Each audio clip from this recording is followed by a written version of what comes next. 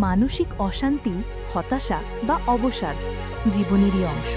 তবে আপনি একা নন, পাশে আছে পিসফুল মাইন্ড। মানসিক সমস্যার আছে সমাধান। আসুন জেনে নিই একসাথে। হ্যালো ভিউয়ার্স, আসসালামু আলাইকুম। আমি প্রফেসর ডাক্তার মোহাম্মদ হারুনুর রশিদ। প্রায় 2 দশক ধরে মানসিক রোগ বিশেষজ্ঞ হিসেবে চিকিৎসা সেবা দিয়ে যাচ্ছি কুমিল্লা শহরের সিডিপ্যাথ হসপিটালে। কুমিল্লা মেডিকেল কলেজ সহ দেশের বিভিন্ন মেডিকেল কলেজে মানসিক রোগের বিভাগের যাত্রা এবং উন্নয়নেও কাজ করে আসছি। আজকে আমি আলোচনা করব মানসিক চাপ বা স্ট্রেস নিয়ে। বর্তমান প্রেক্ষাপটে সবার জন্যই মানসিক চাপ ইস্যুটি একটি গুরুত্বপূর্ণ বিষয় হয়ে দাঁড়িয়েছে।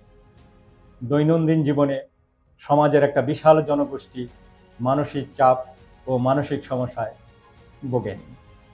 তাদের মধ্যে মেজরিটি বা অধিকাংশই জানেন না যে তারা মানসিক চাপ দ্বারা আক্রান্ত।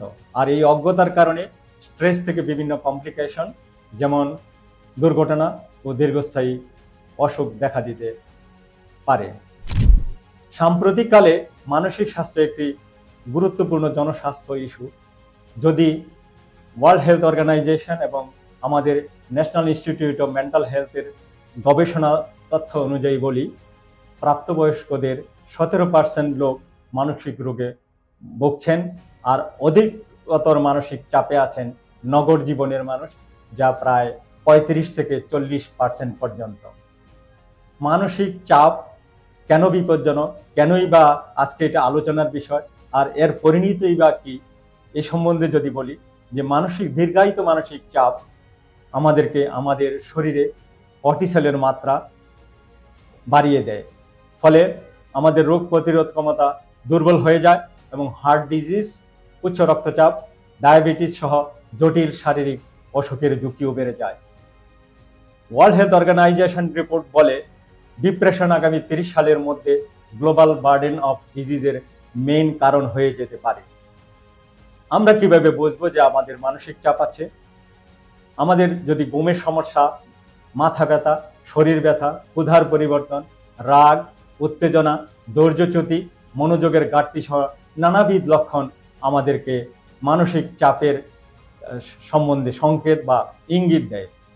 আমরা মানসিক রোগ বিশেষজ্ঞ হিসেবে যে পরামর্শ দেব, অর্থাৎ আপনাদের যা করণীয় এই মানসিক চাপ থেকে মুক্ত থাকার জন্য, সেগুলো হচ্ছে ডেইলি আমাদের নিয়মিতভাবে এবং ডেইলি আমরা কমপক্ষে 30 মিনিট হাঁটবো অথবা ব্যায়াম করব, পর্যাপ্ত ও সময় মতো 6 থেকে 8 ঘন্টা ঘুমাবো এবং আমাদের ব্রিদিং এক্সারসাইজ বা শ্বাস প্রশ্বাসের ব্যায়াম, আরও আছে মেডিটেশন ও যোগ ব্যায়ামের মতো রিল্যাক্সেশন টেকনিক, এবং সর্বোপরি পরিবার ও বন্ধুদের সাথে খোলামেলা আলোচনা।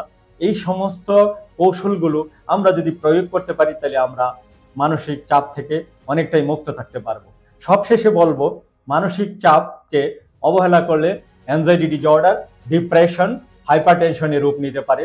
তাই দেরি না করে প্রাথমিক পর্যায়ে সচেতন হন এবং সফলভাবে সুকৌশলে মানসিক চাপ মোকাবেলা করুন, যা প্রতিরোধের অন্যতম অস্ত্র। প্রয়োজন হলে অবশ্যই চিকিৎসকের পরামর্শ নিন। চলুন সবাই সচেতন হই, সুস্থ থাকি, রেডিয়েন্ট ডিজিটাল হেলথের সাথে থাকি।